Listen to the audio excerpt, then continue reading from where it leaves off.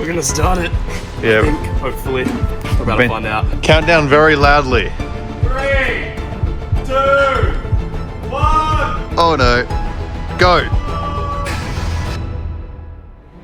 About a month ago, we bought this beautiful GLC63s with a plan to surprise Christian's mum with a new car to replace her Mini Cooper. However, it's not that simple. She loves her Mini so much and has already stated that she'd never want to sell it. So, we not only have to build an incredible car to compete with it, but we also have to win her over mentally. In this episode, we're going to get this thing on the road and get ready to surprise her. If you didn't see last week's video, we managed to get this thing started. Yes! There we... There we go. Running for the first time in 3 months. Get in! Get in!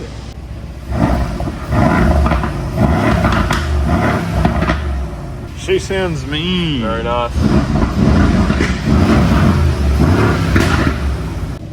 But like usual, things don't always go to plan, and what we thought was a flawless first start turned out not to be. Alright guys, so I lied. There actually is one little leak. Jake, explain. It's not all perfect, guys. We got a little leak up there, just dripping out of that hose. Looks like we can sort of reseal it possibly. So, hey, these things happen. Can't always get it perfect. We're usually perfect here at CJ Rebuilds, but you can't get it always perfect.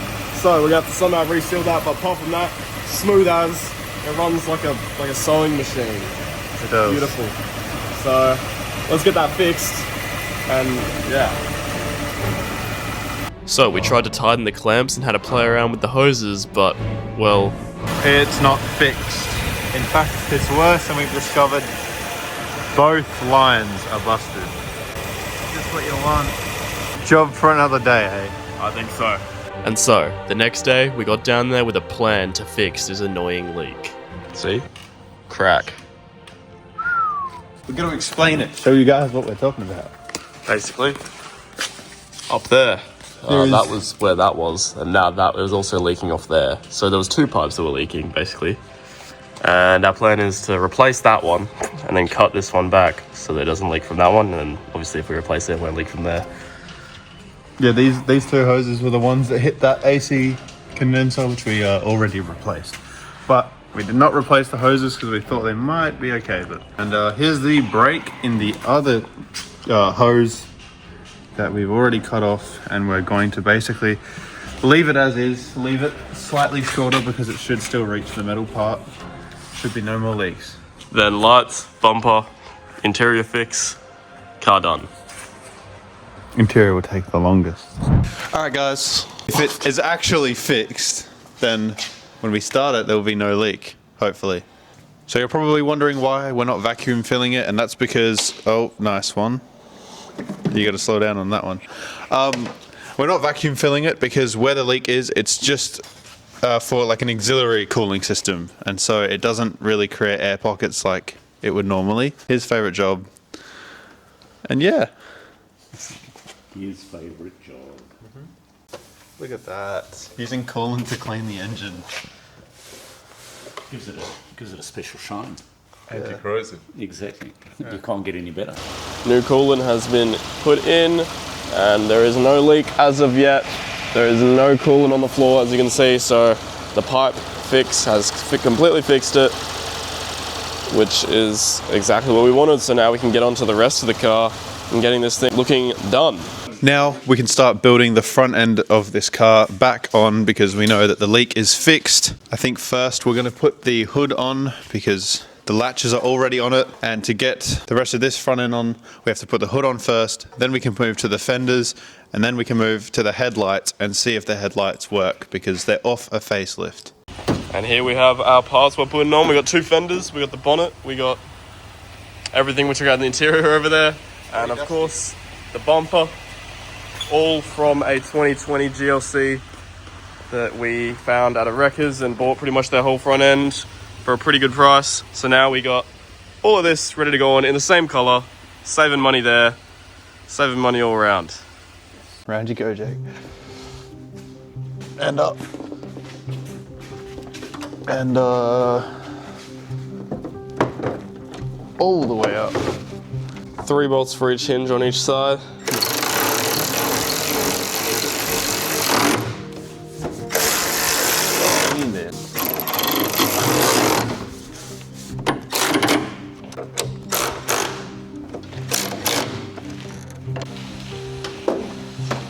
So high.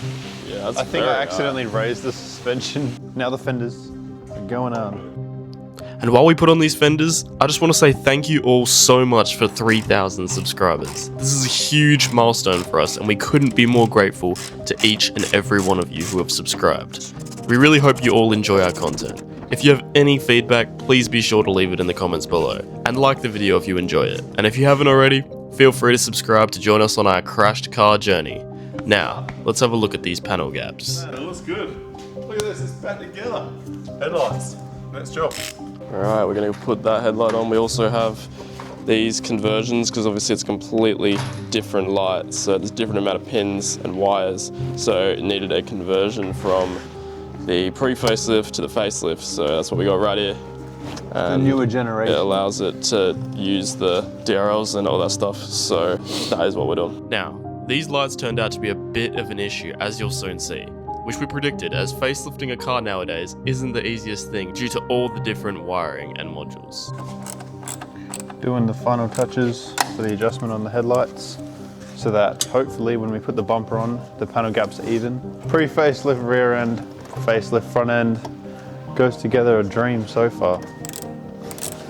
But it's looking good. Just a bit more adjustment and we'll get to putting the bumper on. Now, while they look great and do turn on, the issue is, well, they don't exactly turn off, ever. So, unless Christian's mum wants to disconnect the battery every time she parks it, we're going to have to do something about it.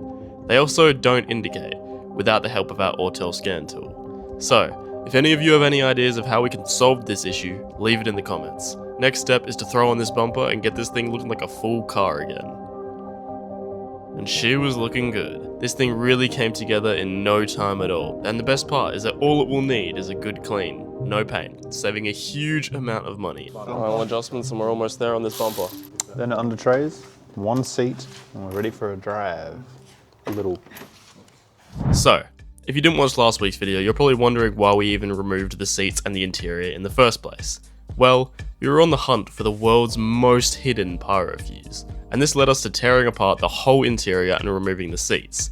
Turns out, this pyro fuse doesn't even exist, and all we had to do was clear the crash data on a scan tool. Just what you want. Anyways, next step is to install these wheel guards and throw the under trays on. Basically, all the boring stuff you guys don't need to watch. And now, it's time to go down, down, down. There we go. We can get this side skirts on and get this thing completely finished. Now these side skirts proved to be a bit of a pain, so we almost got them on here, but then we decided we're going to move the car into a better position and then put them on properly. This thing was looking fantastic. Who knew an SUV could be so aggressive and sporty? If any of you watching have any suggestions on what we should build next, please leave it in the comments. We'd love to know what you think.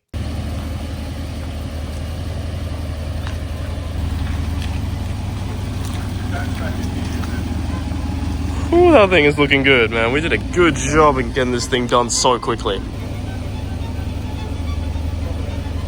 Alright, that is the side skirts completely on now. Should be a-okay to go for its first ever drive under our ownership. Now, we have 2 of the front seats installed, so that's enough, that's all we need. And hopefully she goes alright. So ready. I'm so ready as well, man. It's been a while, not really. It's been a while, but it hasn't been the same while as all of our other builds. This one has been the quickest one yet. Quickest in and out. We got lucky. We found this front end locally, and so that has allowed us to repair this thing in 2 days flat. I'm excited to see how this thing drives, man. And facelift it, not just repair it. This thing's now a facelift. Yeah. Some like laser headlights in there. In our opinion, the best of both worlds. Indeed. The best front end, the best rear end. Dope. Enough chat. It's time for a drive.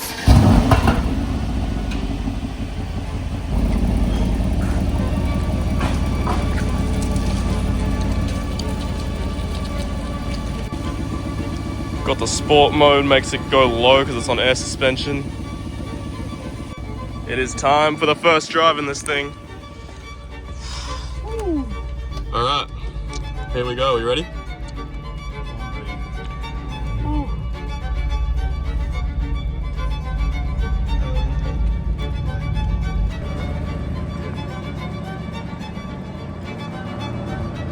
So quiet. It is quiet, man, because these are stock and they came with more cats than the other versions. Like, it's a facelift, sort of. I don't know how they do.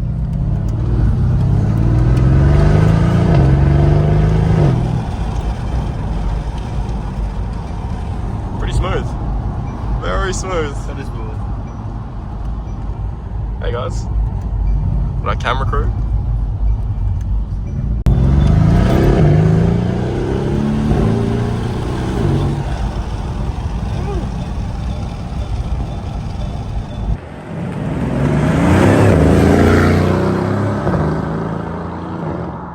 You know what we gotta try. The launch. Yeah, that's where this car's really gonna feel quick.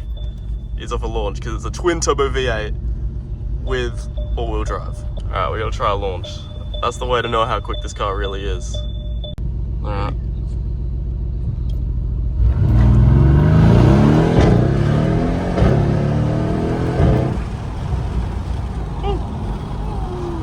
She's rapid, mate. Can I smell oil? It'll be.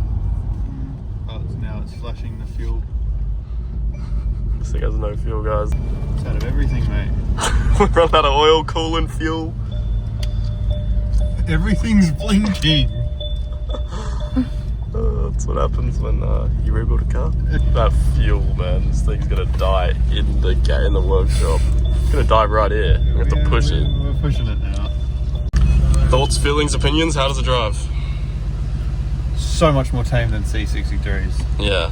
This thing is like a limo compared to them. It doesn't feel as rowdy, and I thought it might feel like that. It's the like if you were to compare the E63 with the C63, the E63 is like child's play. Yeah. And people say, oh, it's quicker, but nah. The C63 is so much more rowdy than a car like this. So this is more of a mum car, is what you're saying? 100%. So there you go. It's gonna fit your mum better. It is not rowdy whatsoever. I mean, yeah, it's when I drove the grey one for the first time and I punched it, I crapped myself because it just goes and it spins and it's aggressive. Even though there's no spin in this, it felt quick, but It's cushy. Everything's cushy. It's very smooth.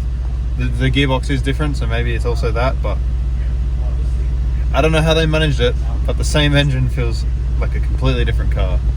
It's quite insane. that one also was tuned. This is dead stock. Yeah, we also had the blue one. That one was... That still felt pretty good though, yeah. But even then, the blue one felt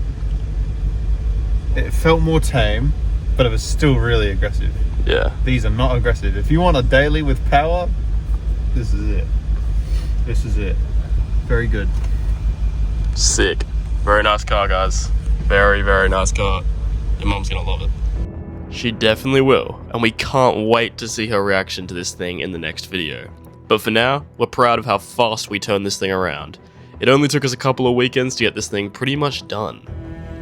Alright, good job, guys. 2 days. Miguel. Car rebuild. Good job. Good job, man. Good job. Dad, Yo. good job, mate. No worries, no worries. Good job. No worries. Good job, guys. Another one done. We hope you enjoyed watching us turn this wrecked GLC63 that looked like it was abandoned into a brand new looking AMG. Please subscribe if you haven't already, as we only have more videos like this to come. And once again, please comment any ideas, feedback, or just general comments below, as every comment helps us make the videos better. We appreciate all of you who have watched this far, and can't wait for you to see Christian's mum's reaction in the next video of this series. Stay tuned, everyone.